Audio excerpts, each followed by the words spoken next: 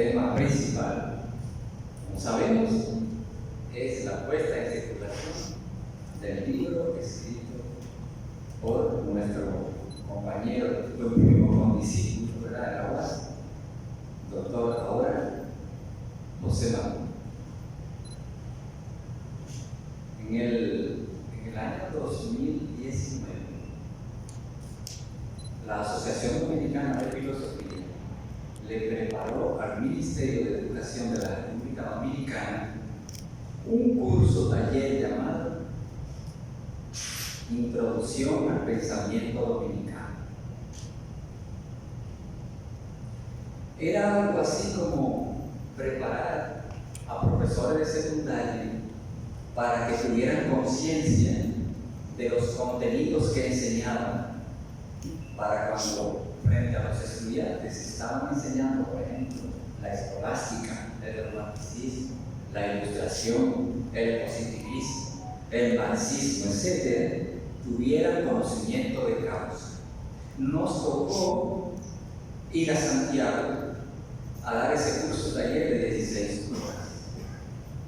Un profesor llamado Tomás Novalos, fallecido hace alrededor de 2 años, participó en ese curso taller como profesor.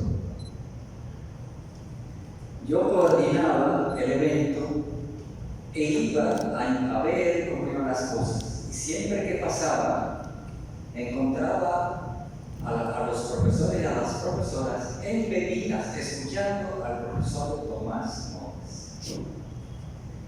Al final, aquello fue apoteósico, porque entonces vimos que muchos de esos profesores y profesoras querían congratular y gratificar al profesor Tomás Novalos con regalos.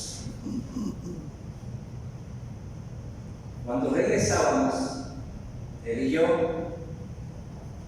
le pregunté al profesor Tomás Novalos: Tomás, ¿cómo tú explicas la actitud, esa atención y esa serenidad que tenían los profesores y profesoras? Y él me dijo lo siguiente: Julio, es maravilloso encontrarse consigo mismo y con su cultura. Es maravilloso encontrarse consigo mismo y con su cultura. Él hablaba así, con pocas palabras, pero que lo decía todo. Efectivamente, este coloquio internacional sobre el pensamiento filosófico latinoamericano procura precisamente eso, pero viéndonos a nosotros como parte de la patria magna, como parte de la patria latinoamericana. En este coloquio nuestro lo que queremos es incentivar los estudios, los debates. Cuando precisamente discutíamos, el profesor Eugenio y yo, que estamos en la coordinación del evento, decíamos: nos hace falta conocernos a nosotros mismos, ¿verdad? Que no es más que siguiendo lo que decía José Martí, que decía: tenemos que conocernos y deprisa, darnos prisa en conocernos. Y como decía Pedro Enrique Sureña, tenemos que ir a la raíz.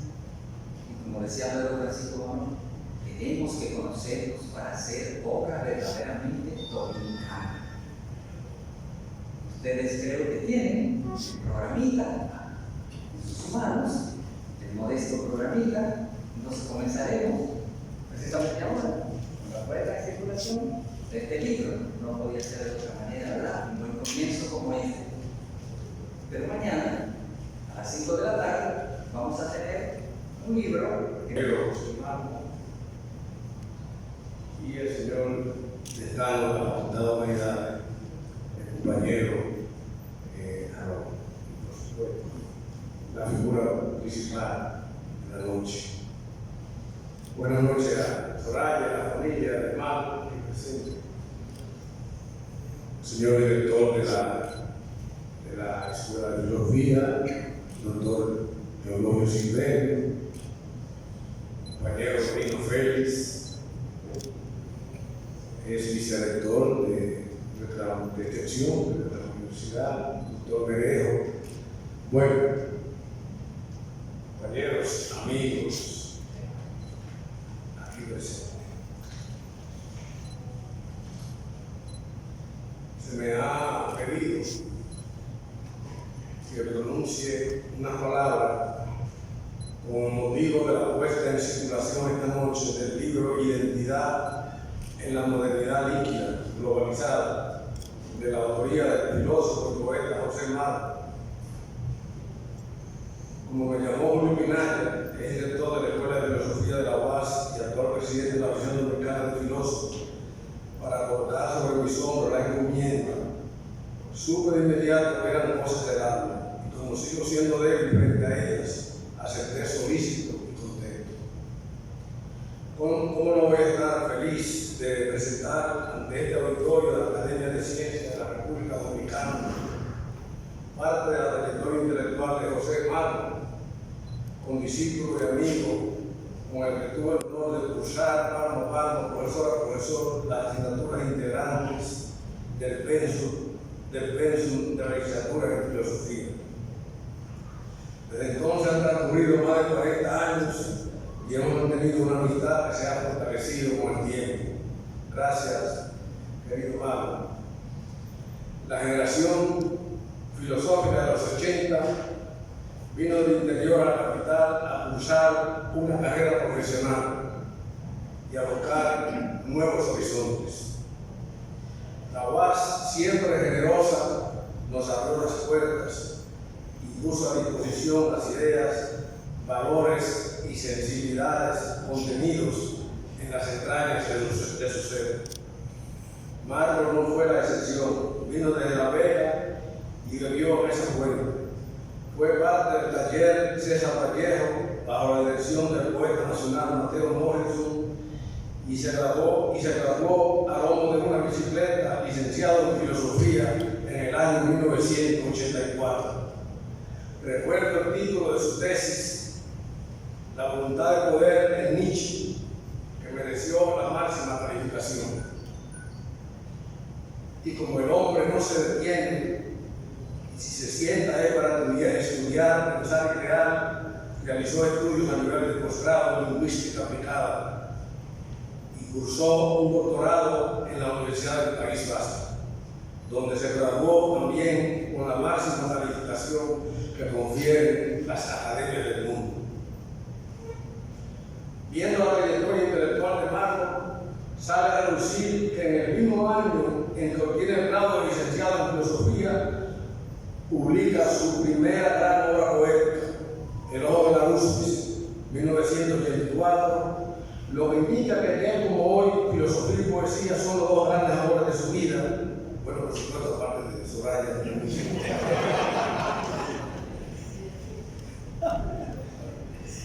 Y que siendo parte de su vocación esencial, ha sabido llevarlos armoniosamente.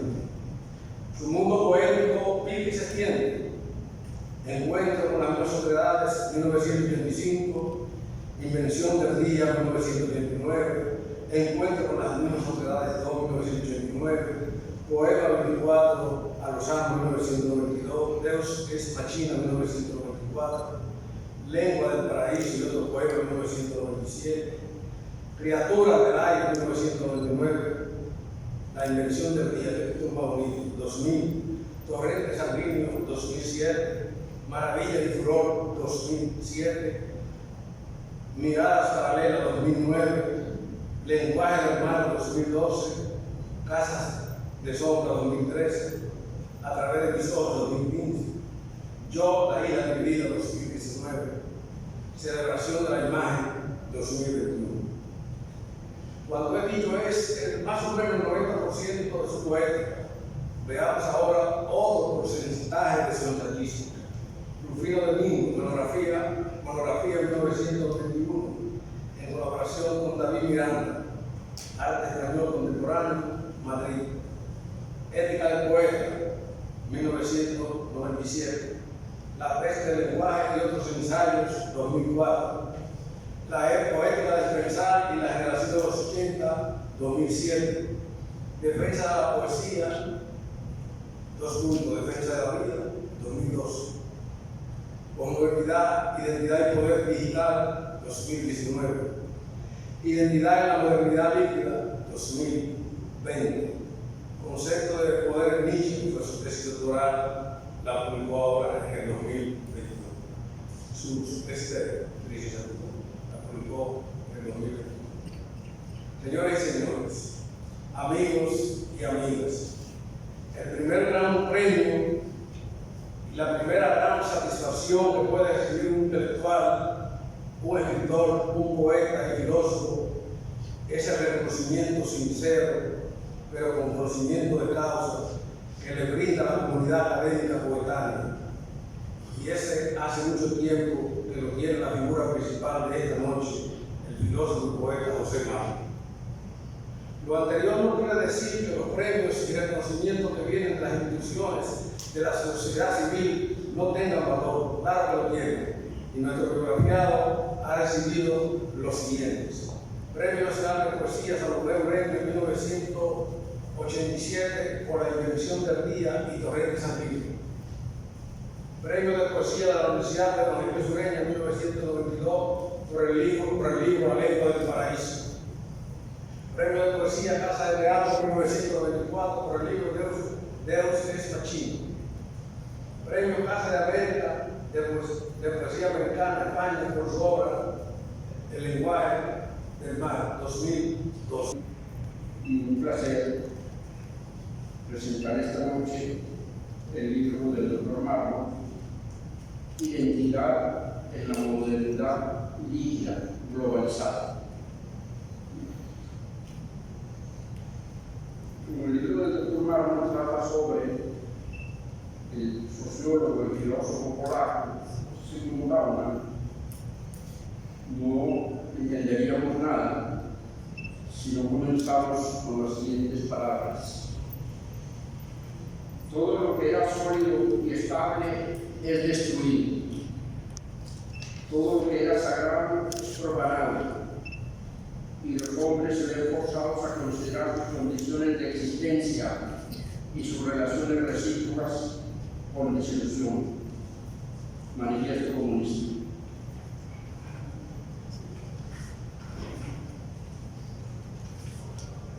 Para su investigación, José Marmo nos dice que se inscribe en una trayectoria que parte de Nietzsche y luego adopta como guía a Zygmunt Bauman para mejor comprender nuestro tiempo y nuestra identidad. Encuentra en Bauman profundidad analítica, visión prospectiva y brillantez en la exposición de sus ideas. Nos invita a pensar el mundo de forma diferente. Bauman se dedicó a hacernos conocer el mundo y nos enseñó a conocer el sujeto y sus estructuras identitarias, porque es el sujeto el que articula y transforma el mundo. El tema de la identidad se volvió explosivo a partir de la década de los 90 del pasado siglo, pues a través de él pueden analizarse temas de la vida contemporánea. Este eje crítico de la reflexión, que es el sujeto, nos sirve para conocer la vida contemporánea en su rigidez y por otro lado nos ayuda a comprender el giro digital en su multifacética pluralidad. El objeto de la investigación de Marmo es la identidad del sujeto en la modernidad líquida. De modo explícito, nos aclara que sus recursos interpretativos son, primero, la dialéctica en el sujeto de Adorno, pues él destaca la visión crítica de la filosofía. En segundo lugar, la genealogía en el sentido de Nietzsche y Foucault. Y en tercer lugar, la hermenéutica de Gadamer, pues habitamos en la palabra, en el lenguaje, que es nuestra morada y la morada del ser. Para Gadamer, la historia debe reinscribirse desde cada presente.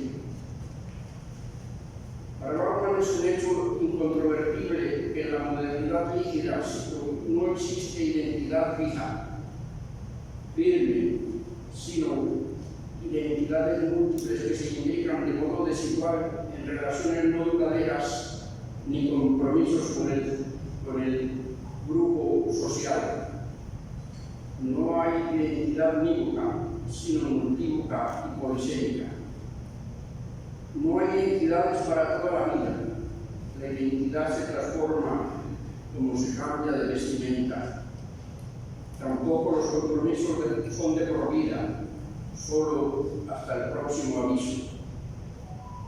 Cito, lo sólido que creaba la sensación de seguridad ahora nos provoca estupor y amenaza. El amor es líquido, el trabajo poco durable y la obra de arte efímera. El conocimiento se degrada en información excesiva y prescindible. El saber amenaza el orden convencional de las ideas. Este saber de la modernidad líquida invita a traspasar las fronteras. La filosofía de la identidad se articulaba con una teoría del sujeto y su correspondiente proceso de individualización. La identidad es la identidad de un individuo entendido como sujeto. Las identidades efímeras son construcciones que elegimos. El sentido histórico de las cosas las habíamos incorporado con Hegel y Marx, y en la sociedad líquida cede su lugar a lo instantáneo, a lo fugaz y que puede borrarse fácilmente. El arte se convierte en happening, una instalación efímera. Las identidades se asemejan a montajes instantáneos y de fácil desmontaje. El compromiso con los otros seres humanos parece difuminarse, lo eterno se convierte en instante fugaz. Asimismo, hay una desvalorización de todo pensamiento, lenguaje, ética y política. El pensamiento se hace intempestivo y permite crear pequeños e incómodos saberes. Se trata de cómo definir el sujeto posmoderno cuando en su fractalidad es un sujeto marcado por identidades digitales. El problema para el sujeto posmoderno es cómo construir su identidad frente a los muchos riesgos que llegan a paralizar la toma de conciencia. Lo que Bauman denomina adiaconización es la parálisis de la conciencia que puede llegar a ser una inhumana ciencia sin conciencia. Para Bauman, la inseguridad de la sociedad actual resulta de una traición a la democracia. Hay también un divorcio entre el poder social, el poder global y la política local. Asimismo, hay cada vez más un divorcio entre las élites políticas y el resto de la población, y ello a pesar de un flujo mayor de información. Vivimos una transformación de la noción de distancia, lo cual cambia el espacio y el tiempo del curso histórico. Marx relacionaba la liquefacción de la moderna sociedad capitalista con la constante renovación de los medios de producción, entiéndase con las tecnologías, y Bauman agrega el consumismo compulsivo que hoy caracteriza a la sociedad. El síndrome consumista exalta la rapidez, el exceso y el despilfarro. La posmodernidad se caracteriza por la entrada en crisis de los cimientos que dieron lugar a la modernidad. El momento de crisis ocurre cuando se experimenta una decepción con los conceptos de historia, trabajo e ideología. Se apodera de las mentes la incertidumbre, la desorientación, la indefensión y la inestabilidad. El sujeto moderno entra en crisis. Marco nos recuerda que Perry Anderson relaciona los términos modernismo y posmodernismo con su origen hispánico. Rubén Darío y todos los modernistas de nuestra lengua. El modernismo lo utilizó Federico de Onís para caracterizar el reflujo conservador dentro del modernismo. Anderson remite también al historiador inglés Arnold Roybee, quien acuñó el término era posmoderna, pues después de la derrota franco-prusiana.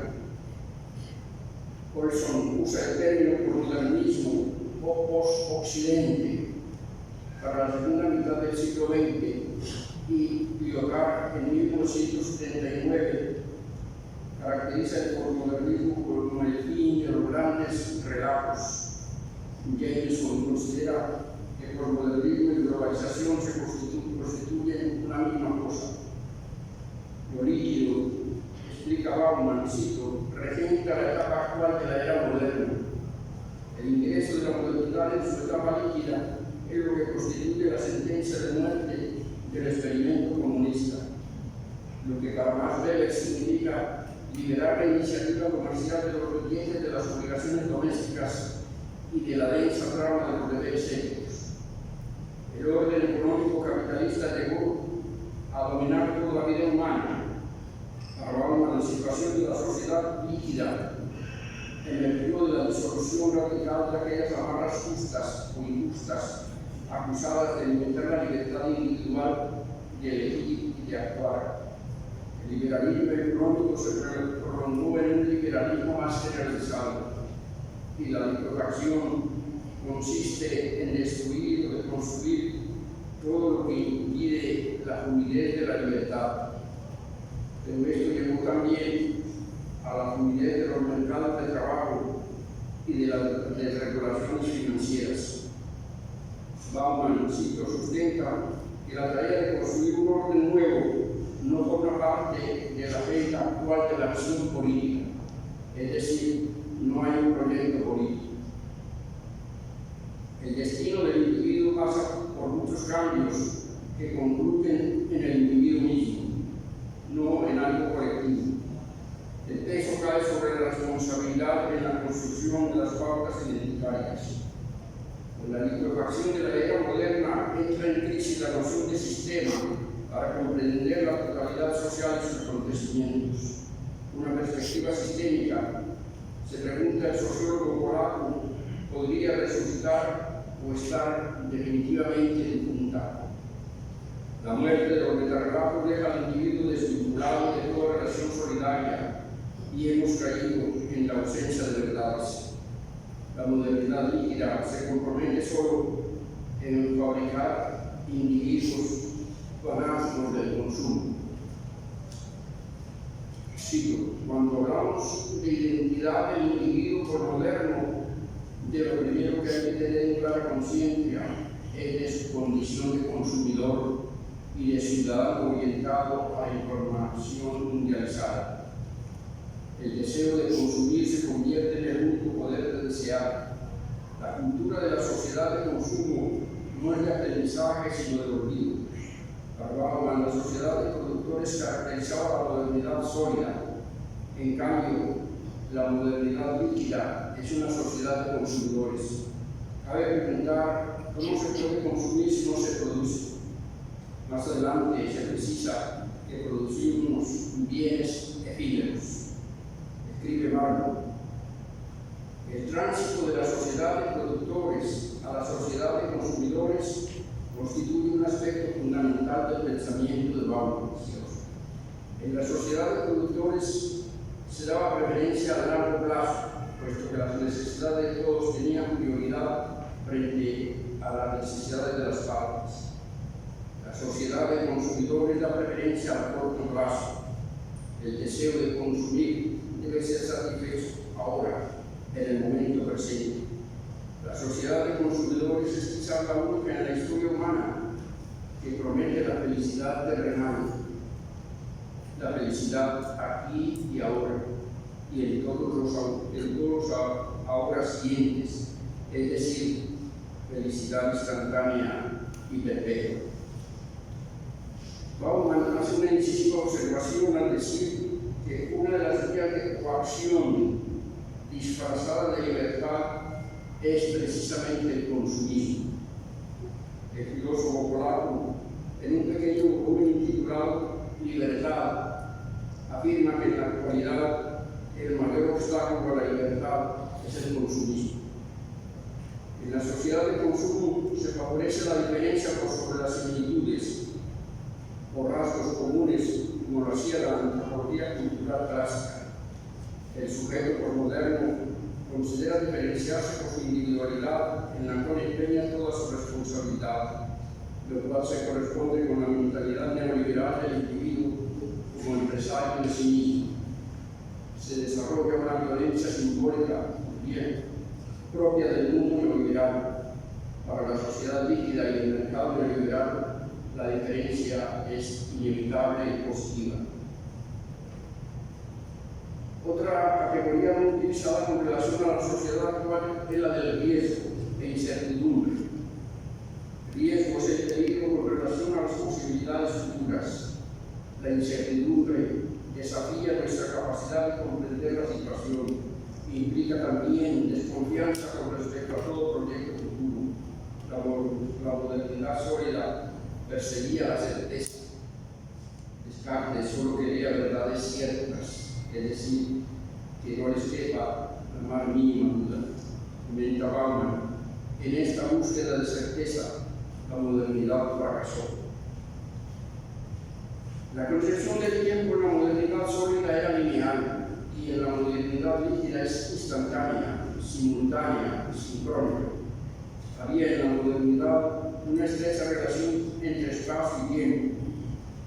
Bauman habla de una destemporalización del espacio. Sí, el tiempo abandona la función de estructurar el espacio. Se abandona la idea de lo que viene después y por consiguiente la noción de progreso. Jameson hizo también un análisis parecido del tiempo por moderno, caracterizándolo por la instantaneidad y concluye que conduce a la ausencia de memoria. El tiempo en la sociedad líquida es el instante, o lo que Montessori denomina tiempo puntillista, tiempo pulverizado en instantes eternos pero fugaces. Bauman considera que en la modernidad líquida la eternidad no es un valor, más bien vivimos la tiranía del momento. Las identidades fragmentarias de la modernidad líquida se trabajan en un tiempo puntillista. La identidad no es algo fijo, sino una tarea. El individuo lucha entre el arraigo y el desarraigo, y no hay perspectiva de un arraigo final. Bauman considera que la comunidad es necesaria para la individualización. La construcción de identidades llega a ser en la modernidad líquida una mercancía. Los jóvenes buscan la identificación en los selfies del teléfono celular. Cito, la identidad se maneja ante un ilimitado auditorio virtual. Aquí se transparentan aspectos de una intimidad y unos sentimientos, otrora privados y discretos. No hay frontera entre la velocidad y lo público. La modernidad sólida era sedentaria, la modernidad líquida es nómada. Estamos asistiendo a la venganza del humanismo. Vivimos el tiempo de la velocidad vertiginosa. La posmodernidad trae consigo la utilidad y la relativización del tiempo y el espacio. Hoy, la distancia ha dejado de ser un obstáculo. La distancia existe, pero puede ser fácilmente cancelada. La sociedad líquida no deja de ser una sociedad estratificada. Hay los de arriba y los de abajo. La igualdad de elegir entre espacios en estratos sociales no existe. El grado de movilidad y de libertad es muy diferente según los estratos sociales. El acceso a la movilidad en la globalidad se ha convertido en el factor más elevado de todos los factores de estratificación de la sociedad actual. La diabolización es una acción de orden moral que procura la neutralización de sus consecuencias éticas de conductas individuales o sociales. La sociedad líquida es egoísta. Cuando otro ser humano es tratado como un bien que se selecciona según el color, el tamaño y otros detalles superficiales, la diabolización está en marcha y tiene efectos devastadores. Este concepto se extiende al ámbito de la información. La persona se convierte en un dato. Las relaciones humanas se pueden atar o desatar porque son actos radiofónicos, neutrales e indiferentes. El otro parece ser un objeto de mercancía al que no se le debe respeto alguno. En el discurso de Bauman y Dawkins, Adriaphone significa una retirada temporal de la propia sensibilidad. Para Bauman es una estratagema para ubicar ciertos aspectos humanos fuera del eje moral. La modernidad tardía solo ofrece una identidad indescifrable, como en un palimpsesto. Se trata de una identidad fragmentaria en la que no hay aprendizaje y se enfatiza el olvido. Los habitantes humanos de la Tierra nos encontramos más que nunca antes en una situación de verdadera disyuntiva, dice Bauman. O unimos nuestras manos o nos unimos a la comitiva fúnebre de nuestro propio entierro en una misma y colosal fosa común. El activismo político de las redes sociales no llega al término de la democracia. En lugar de la utopía moderna, lo que hay es una retrotopía, una utopía que mira hacia atrás. Es un retroceso hacia Thomas Hobbes. No es una esperanza, sino una ilusión que la humanidad, con la que la humanidad pretende superar las adversidades del mundo líquido. La sociedad líquida es la del Homo eligens. La elección es el destino paradójico del individuo postmoderno, en tanto que Homo eligens. Y esta dinámica no escapa a la cuestión identitaria, que depende de esa misma perturbación impuesta por la vida y el mundo líquido. En la actualidad hay un mundo online y un mundo offline. La autoestima asegurada con el mundo online. Se ha creado una gran distancia entre el ojo y el hombre. Cito, el vecindario offline que nos permite cara a cara la solidaridad con el otro y para el otro ha muerto. Se facilita el desgaste de las relaciones interpersonales finas y seguras. La modernidad sólida planteaba dos objetivos que no se podían alcanzar a la vez: libertad y seguridad. Sí, el progreso mismo es un péndulo que oscila entre libertad y seguridad, y una se impone por el precio de la otra. La libertad con seguridad es una promesa incumplida de la modernidad. Entre los sueños modernos abandonados se encuentra la perspectiva de eliminar las desigualdades generadas por la sociedad. En el mundo líquido ha perdido poder de atracción la nación, la familia, el trabajo, la vecindad, la lealtad y el sentido de pertenencia. El poder es global, mientras que la política es local. La ley y el orden se limita a los estados. En la actualidad, el capital viaja liviano, en un ligero maletín de mano, con mayormente transferencias electrónicas. La modernidad es pesada, la modernidad es liviana, pero la modernidad liviana es una época de descompromiso. Si ser moderno implica tener una identidad que solo existe en tanto que proyecto inacabado. La necesidad de transformarse en lo que uno es, lo que constituye la característica de la vida moderna. La modernidad líquida facilita el desgaste de las relaciones interpersonales. La modernidad sólida vio en la industrialización un objetivo fundamental. Hay una carencia de crónicas de recursos con los cuales construir una identidad verdaderamente sólida. La ambigüedad y la incertidumbre son propios de la sociedad líquida. El sujeto elige identidades a sabiendas de que son envías. El problema de identidad está vinculado a la quiebra de la sociedad de bienestar. Hay en nuestra época dos rostros: uno de apertura para el despliegue de subjetividades y otro el auge de fundamentalismos identitarios esencialistas. El Estado ya no tiene peso ni quiere mantener su matrimonio con la nación. Hay pues una crisis del Estado moderno. El proyecto de vida postmoderno carece de solidez, de seguridad y de continuidad. orígenes es lo que domina hoy, pero no hay certeza si elegimos para bien o para mal. La modernidad, según Bauman, es una búsqueda de equilibrio entre libertad y seguridad, pero esa búsqueda no ha dado fruto.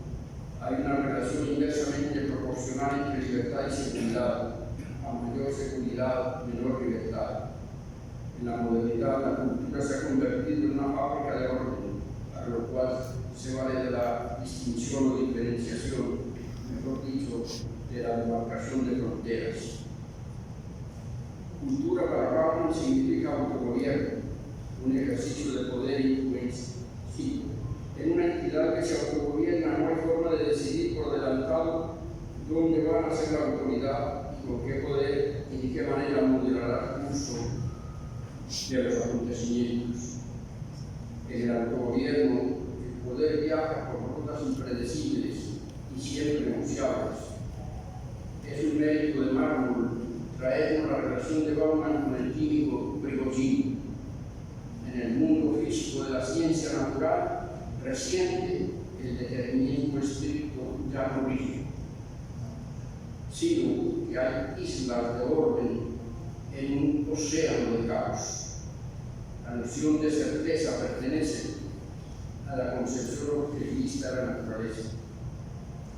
La libertad para Bauman es parte de la cultura y de un modo intrínseco. La cultura es praxis, o sea, vínculo del individuo con la realidad que lo secunda. La cultura conlleva ambivalencia, pues para la modernidad líquida es creación de orden, pero al mismo tiempo no puede realizarse sin libertad. Se piensa a veces que la libertad debe desembocar al final en el establecimiento de una realidad que no requiere su ejercicio. Es decir, la libertad se despliega y se desarrolla al servicio de su propia anulación. Usamos la libertad para crear orden y luego ese orden anula la libertad. Una de las tesis de Bauman es la decadencia del Estado Nacional. En la modernidad, la identidad estaba centrada como identidad nacional. La independencia de los Estados nacionales está siendo amenazada por la globalización. El nacionalismo se convierte en integrismo o en fundamentalismo. Mármol dedica un importante capítulo a la descripción que hace Bauman de la era digital. Vivimos la dictadura del medio digital.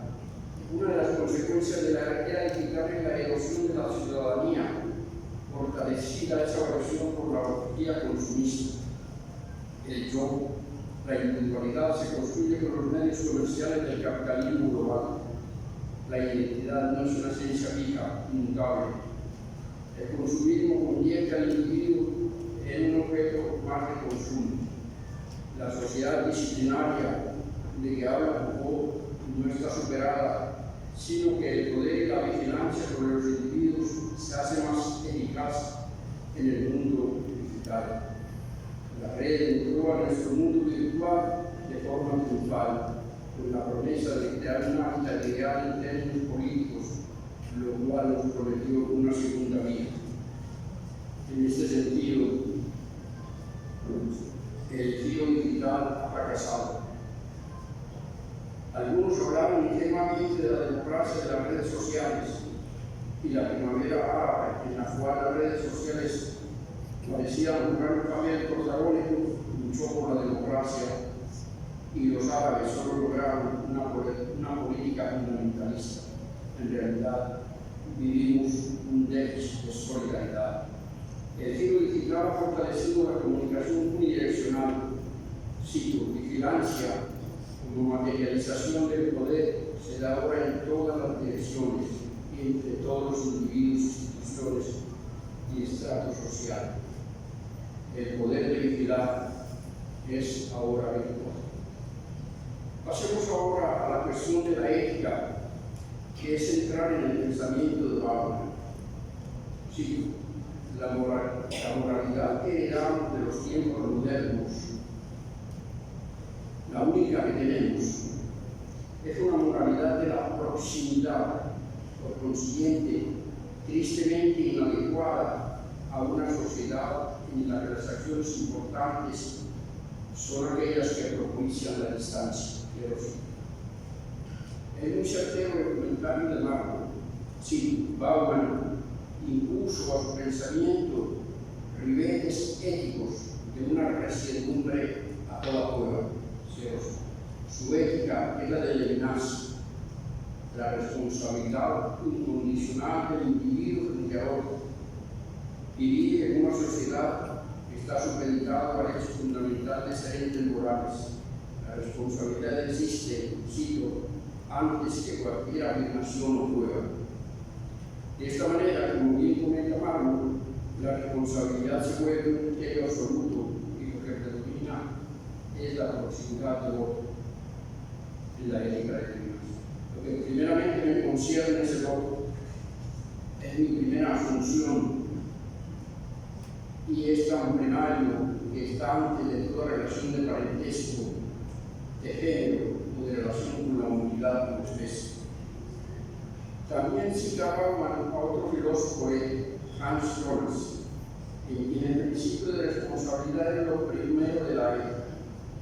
Marco señala que en Jonas se plantea el problema del desfase entre el inmenso poder tecnológico a que ha llegado el ser humano y la necesidad de una guía moral para el control del poder. Pues vivimos tiempos de ambigüedad moral, de incertidumbre y de caída de las reglas rígidas que la modernidad había establecido.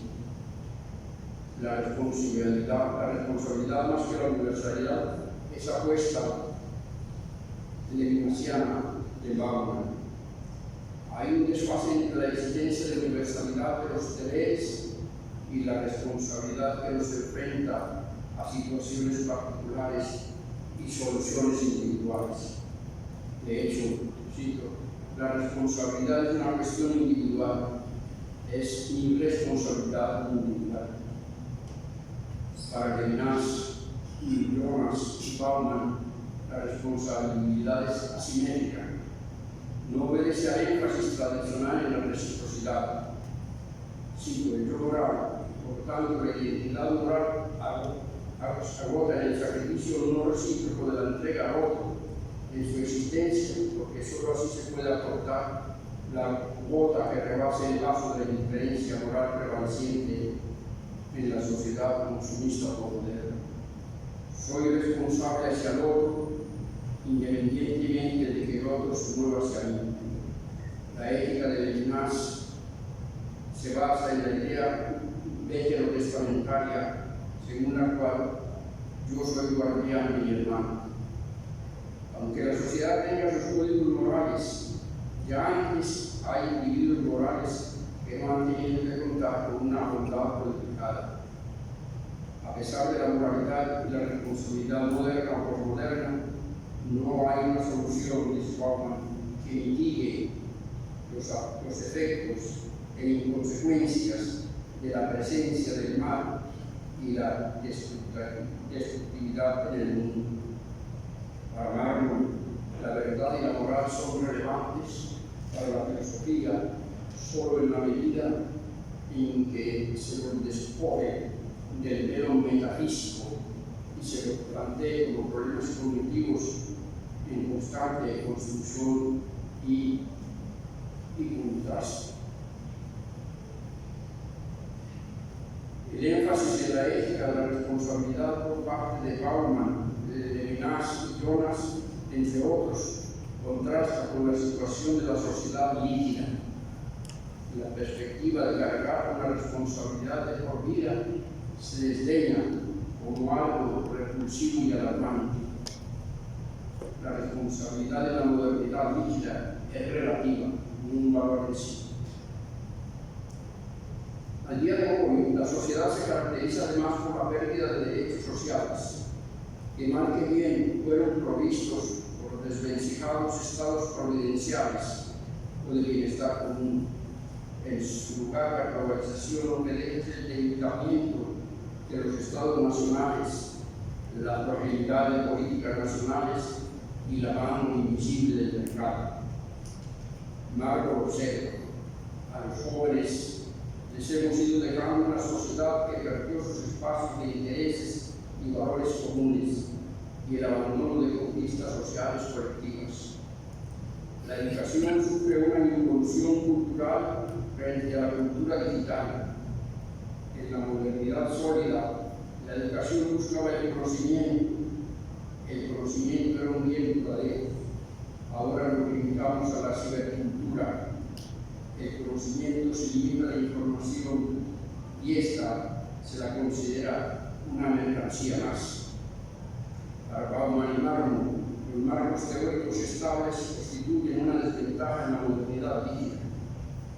Cito que el mayor reto de la escuela en la modernidad digital es la de impregnar a los jóvenes la necesidad de que se formen por mira a la construcción de una nueva ciudadanía. Hoy la educación requiere un recomenzar constante. Hay que estudiar toda la vida, pero no hay garantía de empleo. Es decir, también la educación sufre los daños colaterales de la globalización. En el epílogo, Marmo reúne algunas críticas que se le han hecho a los estudios sobre la sociedad líquida de Bauman.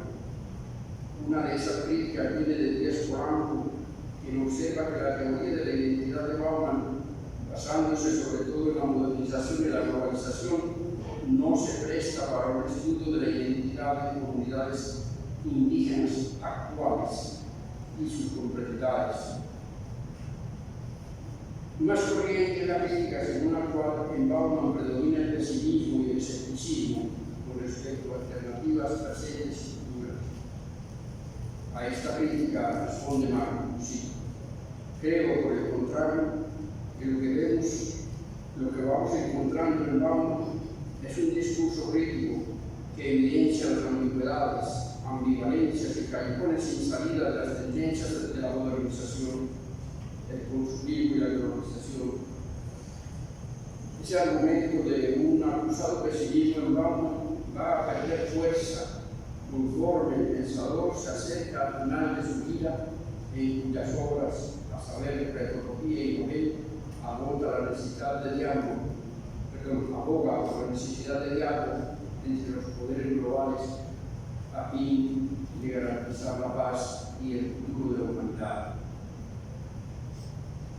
Aunque Schulhan coincide con Bauman en muchos temas y enfoques, sin embargo, le critica el que de algún modo permanezca en el ego político cartesiano, pues lo entendería como luego existe.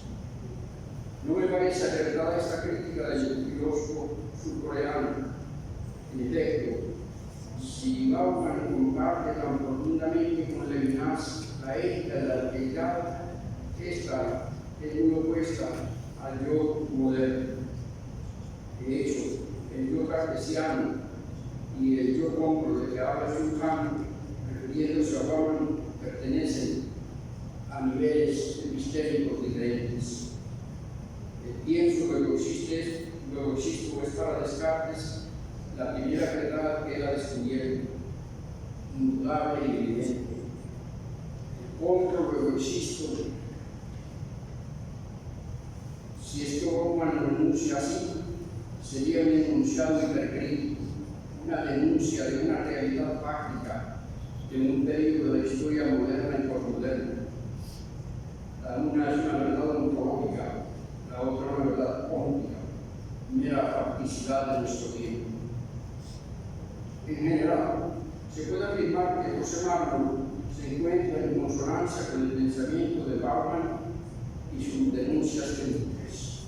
Sí, con Bauman y su intento de comprender nuestro mundo desde una sociología de lo posmoderno, no solo vimos un enfoque muy particular, científica y filosóficamente sustentado, y por lo tanto más allá del lamento y el pesimismo acerca del problema de las identidades en el individuo y los colectivos que habitan la sociedad moderna y la consumista, sino, además, un analista profundo y un crítico impenitente de la devoción del ciudadano ante la orgía consumista, del severo y creciente problema de la desigualdad social, la pobreza y la intolerancia étnica, la presión ejercida por el mercado sobre los bienes culturales y principalmente sobre la producción artística. Considero que el estudio de Marmus sobre Bauman es una sinopsis ejemplar en un estilo literario limitado y conceptualmente claro y bien elaborado. Con su estudio tenemos una visión panorámica y a la vez detallada del pensamiento de este escrutador de la sociedad actual y su compleja problemática. Una estrategia hermenéutica de la que se vale Marmus es comparar las afirmaciones de Bauman con otros autores contemporáneos. El más citado es Surkheim, pero hay otros como Foucault, Derrida, Baudrillard, Levinas, Bourdieu. Con esta estrategia se asegura que las afirmaciones de Bauman sobre nuestro tiempo no sean afirmaciones solipsistas y ajenas a la realidad. Felicitamos pues al doctor Marmus por esta gran contribución al estudio de la sociología y la filosofía contemporánea. Dejo para nosotros, amantes de la sabiduría, algunas preguntas que en algún momento deberíamos observar. 1. La tradición ética occidental ha utilizado el criterio de reciprocidad como un principio básico. Por ejemplo, decía que deberes y derechos son recíprocos y que solo en Dios no son recíprocos. Levinas, Bauman, Derrida, Hans Jonas, Bataille y otros plantean la no reciprocidad, aunque por distintas razones. 2. El tema de la responsabilidad se ha ampliado. Jonas lo hace valer para nuestra responsabilidad con la naturaleza, para con todos los seres vivos, animales y humanos. Afirma, sin embargo, que de la responsabilidad nunca se había hablado antes, lo cual no me parece aceptado, pero conviene estudiarlo puntualmente. Tercero, convendría también examinar las estrategias comparativas de lo posmoderno frente a lo moderno. Creo que no siempre resultan defendibles. Un solo ejemplo, para terminar. La primacía del sujeto se asigna a la filosofía moderna como característica esencial. Sin embargo, Hume dice que no encuentra el yo entre nuestras percepciones internas. En Spinoza, el sujeto no es un concepto importante, sino en sustancia. Alguna vez Bauman afirma que el sujeto moderno es inmutable, pero si leemos a Pico de la Alhambra, nos dicen que las cosas tienen una característica que las define, no así el hombre, pues el ser humano tiene que hacerse a sí mismo desde el impulso de la libertad. Y Bauman, en uno de sus libros de ética, postula este sujeto como obra de arte. Justo esa era la idea del gran humanista renacentista. Muchas gracias. En cabeza el presidente de esta Academia de Ciencias de la República Dominicana, doctor Lucena.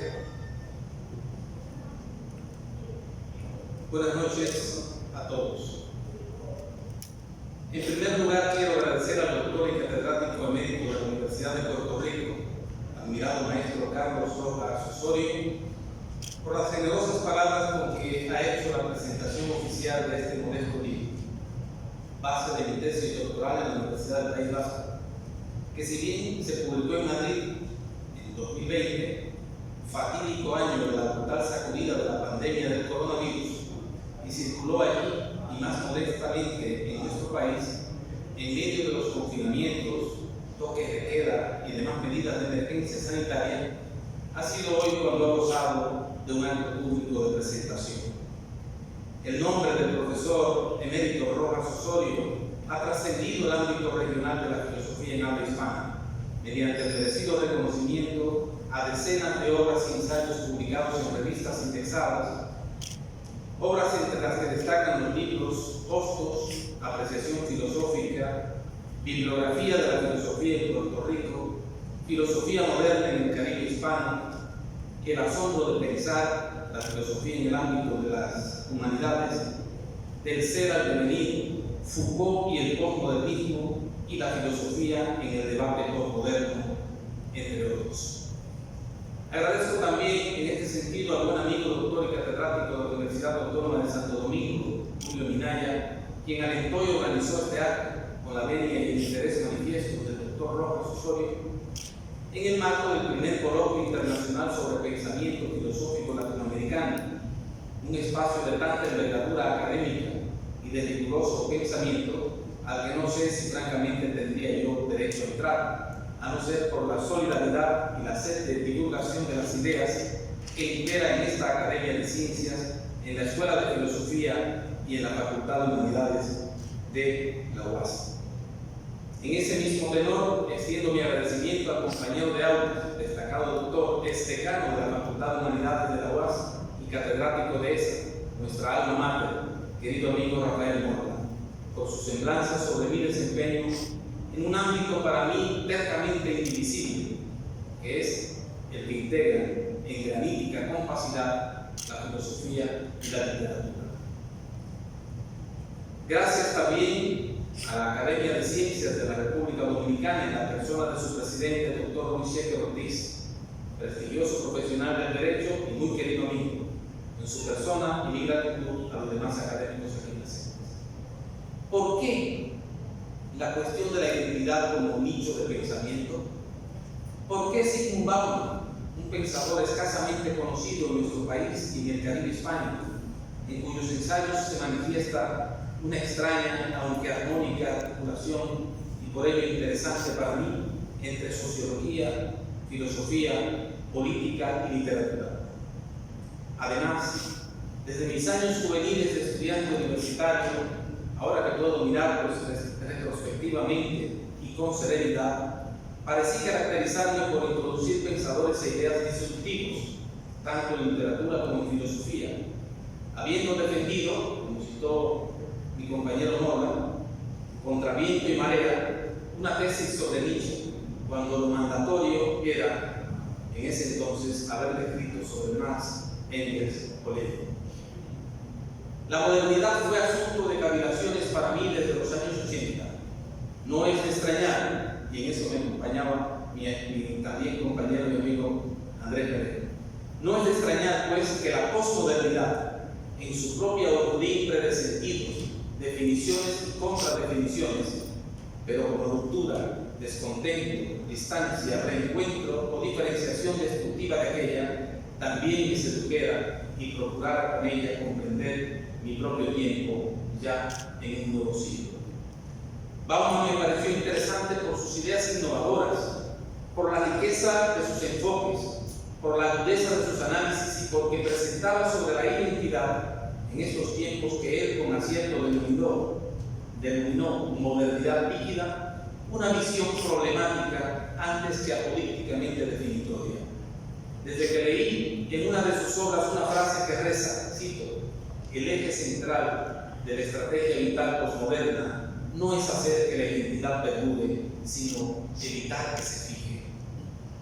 Aprendí que entraba en un concepto de identidad que destruía las acepciones anteriores de la antropología social, de la sociología y de la filosofía, abriendo un nuevo sendero para la problemática de la autorreferenciación y la cuestión ontológica en términos culturales, acorde a los nuevos tiempos y los nuevos espacios jurídicos, políticos, culturales y sociales.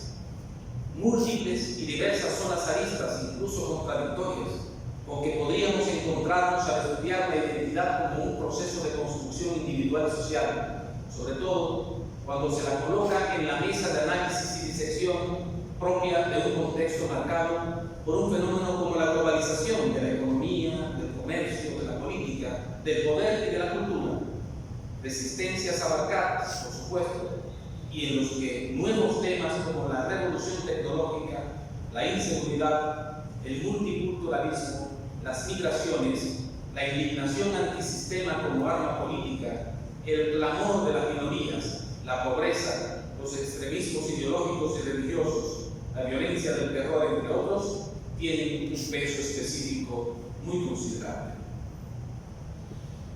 Como sustento en la introducción al volumen que hoy presentamos, y aquí me permito glosar, Bauman nos coloca de frente ante un hecho incontrovertible y irrefutable. En la modernidad líquida, en los tiempos posmodernos, no existe la identidad en sentido sólido, fijo, firme, granítico e incólume. Existen, y lo citaba el profesor Rojas Osorio, más bien identidades múltiples que, como en una estructura de ensamblaje en la integridad del yo del individuo, se articulan, se solapan, se combinan, tachan o reemplazan y se imbrican de manera desigual o inarmónica en las relaciones no duraderas ni comprometidas con los demás individuos o con el contexto grupal y social. Se ha dado pues un desgaste en la capacidad de generación de sentidos unívocos propia de la era moderna sólida, deviniendo en una nueva capacidad autónoma, desregulada, volátil, cuya generación de signos y símbolos ahora se coloca ante una pantalla de lecturas multívocas, polisémicas, abiertas y en constante interpretación. Se trata de lecturas y posturas vitales e identitarias fragmentadas, sin ilusión de destino, sin grandes relatos, ya sean estos históricos, teológicos, cosmogónicos, ideológicos, a los que sujetarse. Las identidades son como las vestimentas, de quita y pon, y los compromisos pasaron de ser para toda la vida a durar solo hasta el próximo aviso. Lo sólido, que creaba la sensación de seguridad, ahora nos provoca estupor y amenaza. El problema de la identidad en un mundo globalizado, cuyos resortes de globalización de hecho fueron puestos en entredicho por la recomposición a que los efectos sanitarios, económicos, políticos y sociales de la pandemia sometieron el orden internacional, es abordable desde dos perspectivas. La primera, mediante el desvelamiento de que la identidad como estrategia vital posmoderna, antes que algo heredado, algo dado o fijo, es, por el contrario, una constante elección individual, una permanente construcción temporal al compás de un eje que la fuerza más a evitar fijarse, a pensarla desde una perspectiva de su propia volatilidad, evitabilidad y efímera y esquiva condición. No hay fijeza, se trata de identidades, así en plural, de quiten como subrayo, como los trajes de alquiler, que hay que devolver después que se asiste a la fiesta. La segunda, y muy amigo de la primera, implica que el yo singular, propio de la metafísica tradicional, ahora se desdobla en un yo físico y un segundo yo, ese que se descubre en la pluralidad de un sujeto único en las identidades digitales. De ahí que afirme que en lo que respecta a las identidades hemos pasado de aquellas de un tipo concebido para ser construido con diligencia y durar toda una vida, a unas cambiadas por determinados equipos de identidad listos para ser montados de inmediato y desmantelados de forma igualmente instantánea. Actividades humanas como el sexo, el erotismo y el amor adquieren una dimensión nueva, en la que lo fundamental es la eliminación del compromiso con el otro. Incluso la ilusión misma de la inmortalidad se vive en los tiempos líquidos de forma veloz, en el instante mismo en que se la piensa, y su disfrute debe tener lugar aquí y ahora, sin que sea necesario que dependa de un tiempo distendido, caprichoso o subjetivo. Las identidades son, consecuentemente, mercancías de un mercado globalizado.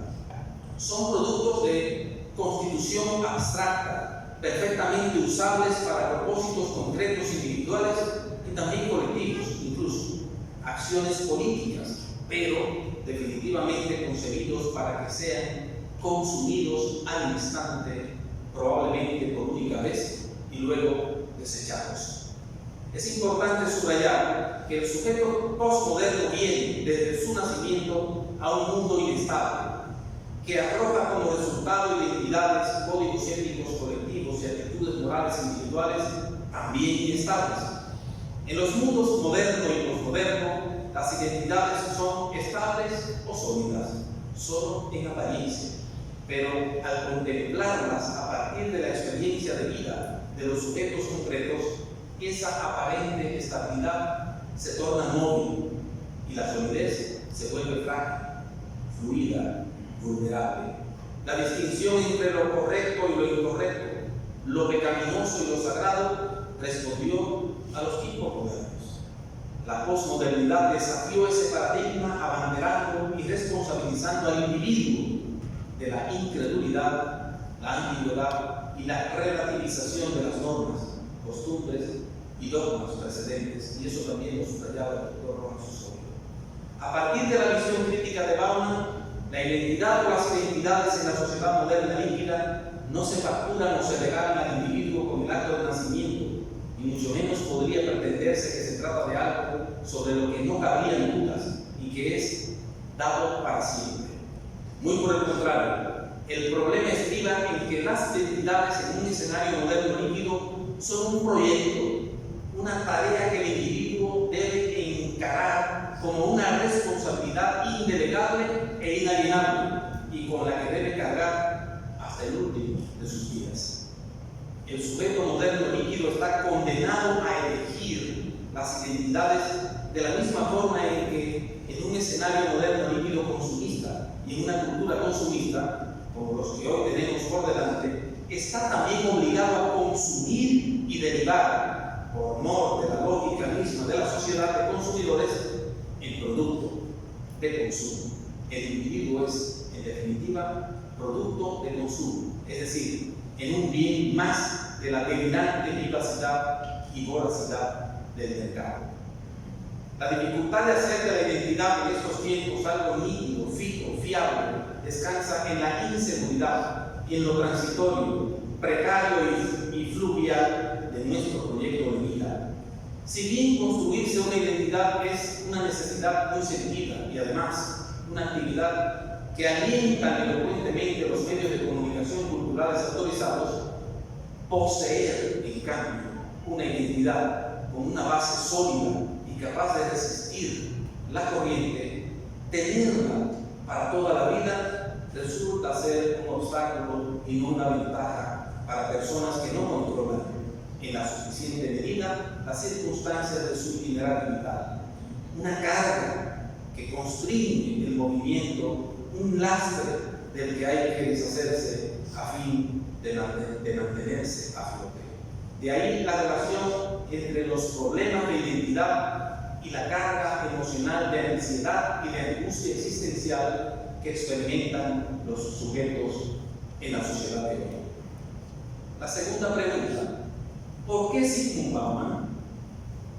Llegué a sus fuentes a través de su ensayo titulado Modernidad y Holocausto, obra inspirada en la trágica experiencia de la familia de su esposa Anina frente a la persecución antisemita y los campos de detención, concentración y exterminio nazi. Quedé profundamente tocado por la elegancia y enjundia de su prosa, por su hondura analítica, por su mirada prospectiva, por su nietzscheano perspectivismo y por la singularidad de sus ideas.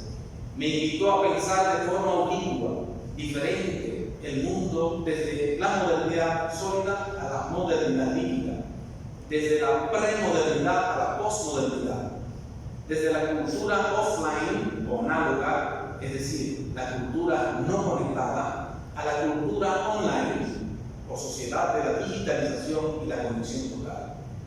Me hizo también retomar la pregunta de quién soy, qué son y qué efectos surten mi política de vida y la relación con los otros, mi grado de responsabilidad ética frente a mi alter ego y a la sociedad. Además, como escribió Thomas Leoncini, la grandeza, cito, de este hombre solo estaba a la altura de su humanidad. hasta los últimos días que vivió entre nosotros, los dedicó a su misión, la de hacernos conocer el mundo. De su mano se hace menos tortuoso el camino desde donde estamos hacia donde vamos. Cuando descubrí su obra, era ya un maestro. Tenía decenas de libros y centenares de artículos científicos publicados y honores académicos acumulados. Había creado ya la metáfora lúcida de la sociedad, la vida, los individuos y el mundo líquidos. Había cultivado un pensamiento caracterizado por una singular agudeza crítica y un inconfundible estilo expositivo que lo acercó siempre a lo más granado de la intelectualidad occidental contemporánea. Nació en Poznan, Polonia, en 1925 y murió en Leeds, Inglaterra, en 2017. Debido a su origen judío y a pesar de que militó en el socialismo y fue oficial polaco del ejército soviético, fue perseguido, estigmatizado, apestado y excluido, tanto por los fascistas como por los comunistas, sin que ninguno de los dos totalitarismos y sus dirigentes miopes o esbirros lograra diezmarlo nunca. Esa cuestión del origen, la de la tensión entre su condición de polaco y de judío, es la que hace que la identidad se convierta en su pensamiento y en su vida en un tema singular y transversal. Su biógrafa, Isabella Wagner, afirma que al seguir el curso de la vida de Bauman es posible comprender los grandes cambios históricos y políticos acontecidos en Polonia y en Europa en el contexto de la Gran Guerra y después de esta. Él vivió grandes acontecimientos trágicos acaecidos en esa parte del mundo y experimentó en carne propia la discriminación de preguerra, la Segunda Guerra Mundial y la ocupación nazi, la huida, la condición de refugiado en la Unión Soviética, el aislamiento en el ejército polaco, la incorporación a la inteligencia militar, el papel de académico ya durante el estalinismo y el posterior destierro, la Guerra Fría y la movilidad académica internacional, la purga antisemita de 1968, los disturbios estudiantiles, la expulsión, la emigración forzada a Israel y la no muy posterior salida de este último país hacia Leeds, Inglaterra, donde halló por fin un entorno de trabajo estable y desde donde finalmente alcanzó cierto grado de fama mundial.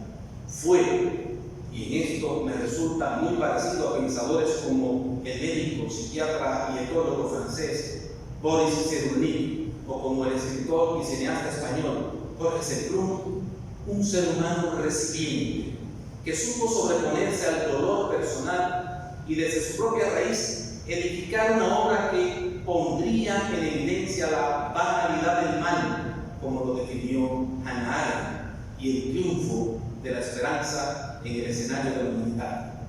En el siglo XXI, Zygmunt Bauman alcanza la estatura de un intelectual global. He aquí pues dos de las motivaciones centrales de este modesto libro, en cuyo proceso de investigación y escritura advertí que al mismo tiempo me iba acercando al tipo de ideal de abordaje teórico de las batallas por la identidad como un rasgo fundamental de mi propio tiempo vital e histórico. Finalmente, mi gratitud a mis libros, así como a mi esposa Soraya, a nuestros hijos de Alberto y a sus esposas y demás familiares, por su constante respaldo a mis aventuras creativas, como también a los catedráticos y amigos Andrés Perejo y José Ignacio Valcasoro por su invaluable estima. Muchas gracias a todos.